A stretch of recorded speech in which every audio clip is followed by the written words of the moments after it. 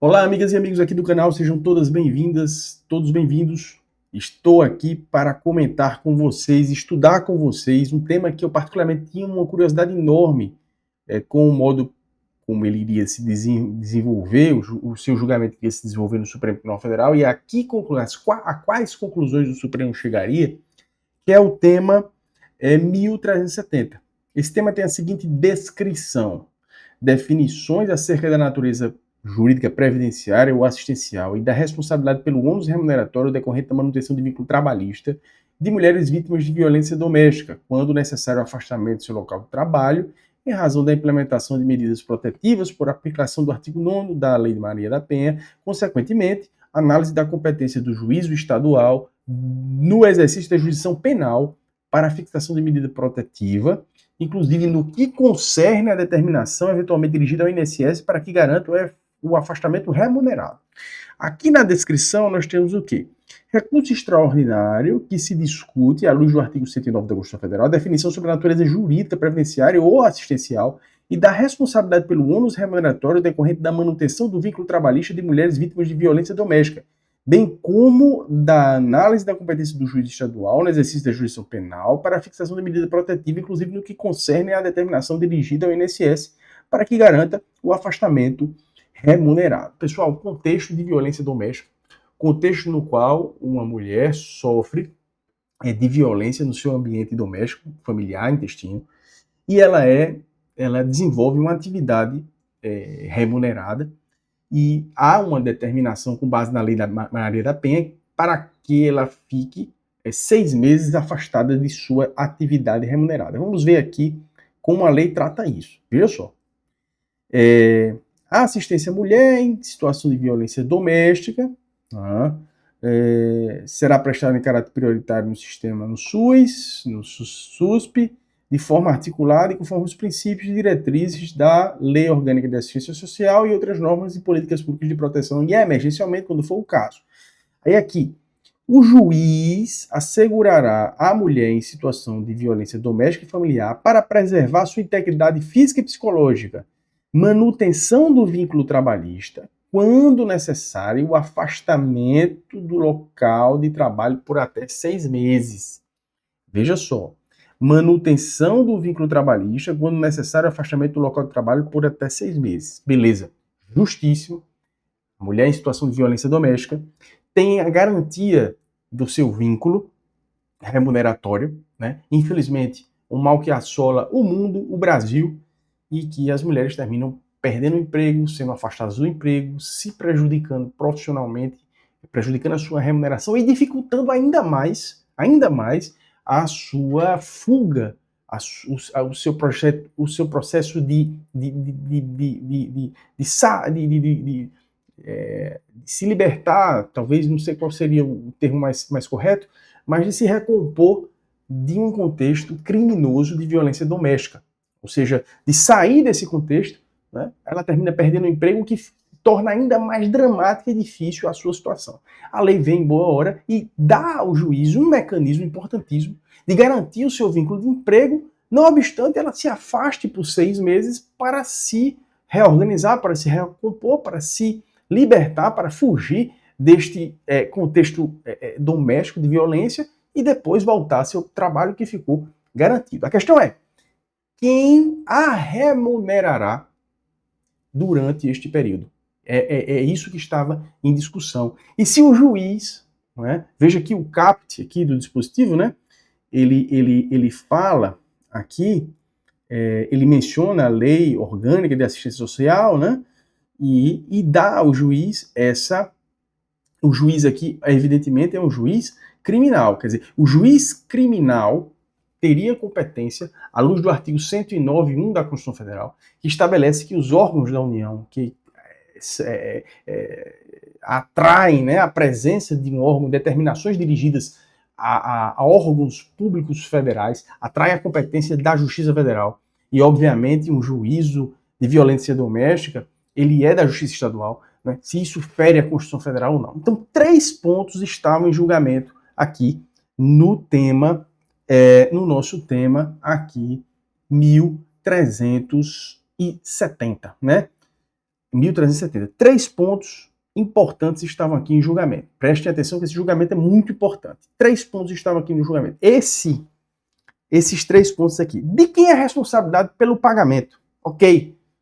Louvável a iniciativa do juiz criminal de garantir o emprego, garantir a empregabilidade e a ocupação da vítima de violência doméstica, para que ela tenha uma possibilidade de ser resgatada, retirada desse contexto violento de uma maneira mais íntegra. Mas de quem é a responsabilidade pelo pagamento durante o período que ela está afastada? Esse é um ponto. Segundo, qual a natureza jurídica desse pagamento? Uma mulher vítima de violência doméstica que é autônoma, por exemplo, uma pessoa que vende picolé na praia, digamos assim, ou alguém que vende, ela é autônoma, ou ela o trabalho dela é um trabalho doméstico, não é um trabalho empregado, ela trabalha na própria casa, os serviços domésticos. Como é que vai funcionar isso? Também vai ser abrangida, o juiz também poderá assegurar de algum modo 6 meses de remuneração para esta mulher vítima de violência doméstica, mesmo ela não tendo formalmente um vínculo de emprego, considerando que a lei fala manutenção de vínculo trabalhista, qual a interpretação que se dá para esse vínculo trabalhista e qual é a natureza jurídica desse benefício que ela recebe por 6 meses. Importante. E por último, o juiz criminal estadual tem competência para determinar o pagamento de LOAS, que é um órgão público federal que gere o pagamento, determinar o pagamento de um benefício análogo ao auxílio-doença, porque não é um auxílio-doença, mas análogo a um benefício previdenciário, ou análogo a um benefício previdenciário a ser pago pelo INSS. O juiz criminal tem, né? E de quem seria a competência para fazer o juízo regressivo? Ou seja, se o pagamento for feito pelo INSS desses 6 meses nos quais a vítima de violência doméstica ficará afastada, e o INSS tiver que pagar esses valores durante esses 6 meses, o INSS pode ajuizar uma ação regressiva contra o criminoso, né, violentador da mulher, para recompor esses valores à autarquia previdenciária. E de quem é a competência? Do juiz criminal, do juiz estadual, do juiz federal?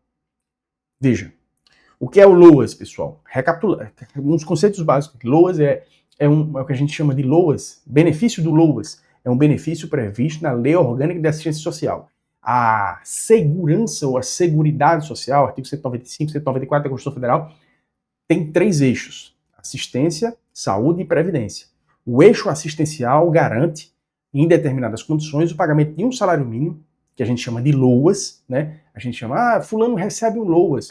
O receber um LOAS, na verdade, é receber um benefício, corriqueiramente chamado de LOAS, que é um benefício instituído por determinação constitucional e por meio da Lei Orgânica de Assistência Social, gerido por órgãos públicos federais. Esse é o LOAS.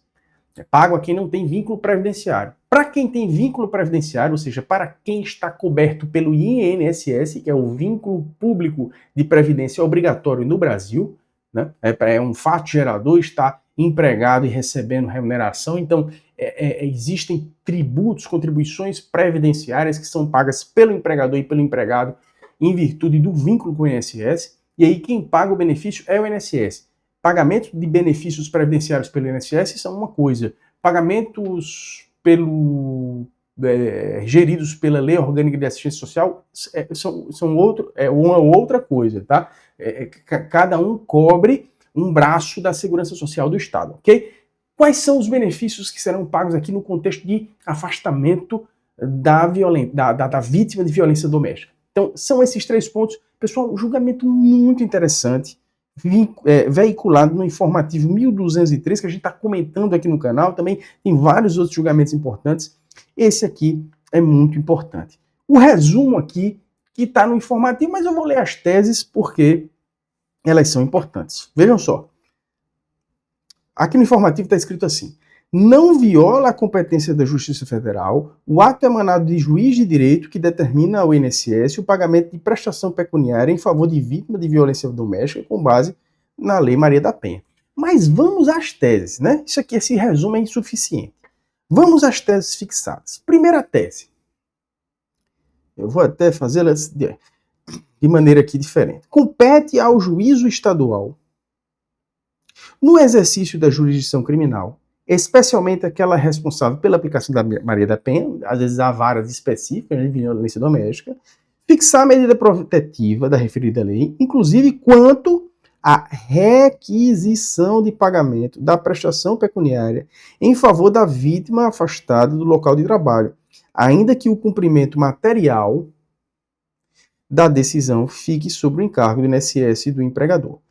Então, não fere a competência da Justiça do Trabalho, no caso de determinações dirigidas ao empregador, e não fere a competência constitucional jurisdicional, que a gente chama de competência jurisdicional da Justiça Federal, a determinação do juiz estadual no âmbito do juizado de violência doméstica, aplicando a lei da Maria da Penha, que faz requisições ao INSS. Essa requisição, juiz estadual para o órgão federal, não fere a Constituição Federal. Primeira tese importante. Então, de quem é a competência, né? Então, ok, pessoal, ok. O juiz estadual pode fazer uma determinação, por exemplo, ao INSS. Não há problema algum no contexto aqui desta medida protetiva, ok? Primeira tese. Segunda tese. Vamos marcar com uma outra cor aqui. Nos termos do que dispõe a Constituição Federal, né, que é a competência jurisdicional 109.1, competência jurisdicional da Justiça Federal, compete à Justiça Federal processar e julgar as ações regressivas. O que é uma ação regressiva? O INSS terá que custear a remuneração desta vítima de violência doméstica por 6 meses. Isso tem um custo para a Previdência Social. E quem deu causa a esse custo? O criminoso, o violentador, o marido, cônjuge, companheiro que violentou, que causou a violência doméstica. O INSS irá acionar sua procuradoria para se recompor financeiramente e cobrar regressivamente ao autor do dano, né, do ponto de vista jurídico-civil, esses valores que ele precisou despender por determinação do juiz estadual. Aí aqui a competência é de quem? Do juiz federal. Aí muda, né? Compete à Justiça Federal, dessa vez, processar e julgar as ações regressivas, que com fundamento no 122 da Lei Orgânica da Seguridade Social, que é 8.213, deverão ser ajuizadas pela Procuradoria Federal, né, da Autarquia Previdenciária Federal, contra os responsáveis dos casos de violência doméstica e familiar contra a mulher. Aí sim, quando houver ações regressivas, ação regressiva, Justiça Federal, né? Que é a PGF, Procuradoria Geral Federal, representando ou apresentando o INSS, irá buscar o regresso, né? O que é nada mais justo, porque senão seria um valor que seria socializado. Todos os segurados da Seguridade Social estariam pagando, né? Tese 3, item 3 da tese. Tesaça essa. Uma tese histórica, muito boa.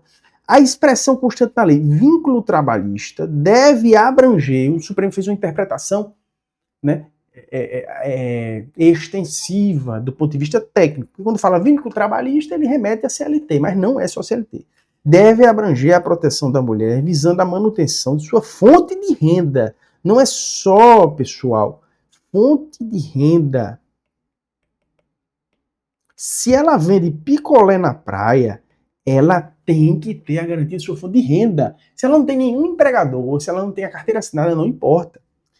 Qualquer que seja ela, da qual tenha que se afastar em face da violência sofrida, conforme a apreciação do Poder Judiciário. A prestação pecuniária decorrente da efetivação da medida protetiva, olha só, isso aqui é muito importante, possui natureza previdenciária ou assistencial, conforme o vínculo jurídico da mulher com a Seguridade Social. Se ela tem um emprego, se ela está vinculada ao regime geral, ao RPPS, Regime Geral de Previdência Social, com o empregador pagando contribuições previdenciárias, com ela pagando contribuições previdenciárias dela, vai ser o INSS, a Previdência Social, quem vai custear os 6 meses, sendo os primeiros 15 dias o empregador. Se ela não tem vínculo nenhum, se ela vende picolézinho lá na praia, será a LOAS, Lei Orgânica de Assistência Social. Olha só, previdenciária, quando a mulher for segurada do regime geral de previdência social, como eu falei para vocês, quando ela for do RPPS, como empregada, contribuinte individual, facultativa ou segurada especial. E nessa hipótese, a remuneração dos primeiros 15 dias será de responsabilidade do empregador, quando houver, e o período subsequente será custeado pelo INSS. Analogamente, foi como se fosse um auxílio-doença. Tem a mesma estrutura do ponto de vista do pagamento. Não é um auxílio-doença, mas tem a mesma estrutura. O auxílio-doença é assim. Se você for olhar a lei de benefícios, a 8.213, ela é assim, o auxílio-doença é assim. Independentemente do cumprimento do período de carência, ela pode ter começado a trabalhar no primeiro dia, porque existem alguns benefícios previdenciários que têm carência. No caso da inexistência de relação de emprego, né, o benefício da segurada com o regime geral de previdência social, o benefício será arcado integralmente pelo INSS, né? Assistencial, né? Assistencial, quando a mulher não for segurada da previdência social, que é o caso da vendedora de picolé.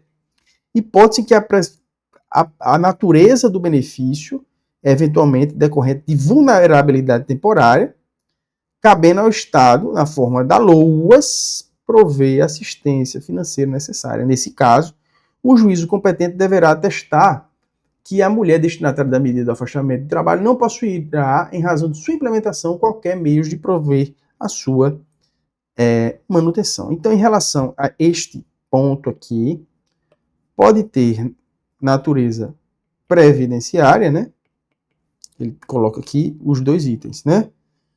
Pode ter natureza previdenciária ou pode ter natureza assistencial, né? Assistencial. Então, pode ser natureza previdenciária e pode ter natureza assistencial. Vai depender da situação da mulher, né? E aqui, esse aqui está ligado com esse, né? Será do INSS ou LOAS. Sendo do INSS, os 15 primeiros dias, né, do empregador. Se houver, né, vínculo de emprego. Não é isso? Está lá no informativo. Então, os 3 itens estão aqui respondidos nessa tese. Que tese? Né? Julgamento. E assim, ressaltar também, pessoal, um ponto importante aqui dessa tese. Eu vou dizer a vocês qual é. Pela relevância do tema, né, destacar aqui que esse item teve a repercussão geral reconhecida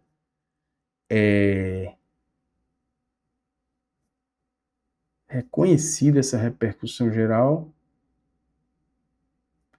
no dia 15 de 2 de 2025. E no dia 16 de 12 de 2025, o mérito foi julgado. Então, a celeridade que foi dada pelo gabinete do relator, ministro Flávio Dino, e também pelo gabinete dos ministros que tomaram vista, né? Houve vista aqui, né? Vista ao ministro, né? Acho que o ministro Nunes Marques pediu vista, né? Enaltecer aqui o trabalho dos relatores e do Supremo na celeridade que foi dada a um tema muito importante como esse, né? Pessoal, eu estou aqui comentando o tema, acabei de comentar o tema 1370 da repercussão geral, no contexto em que estou aqui estudando com vocês o informativo 1203 do Supremo Federal, primeiro informativo de 2026. E vocês estão convidados a assistir os outros vídeos com os outros julgamentos comentados, tá? Obrigado pela sua atenção. Vamos continuar aqui com os nossos julgamentos do Supremo Tribunal Federal.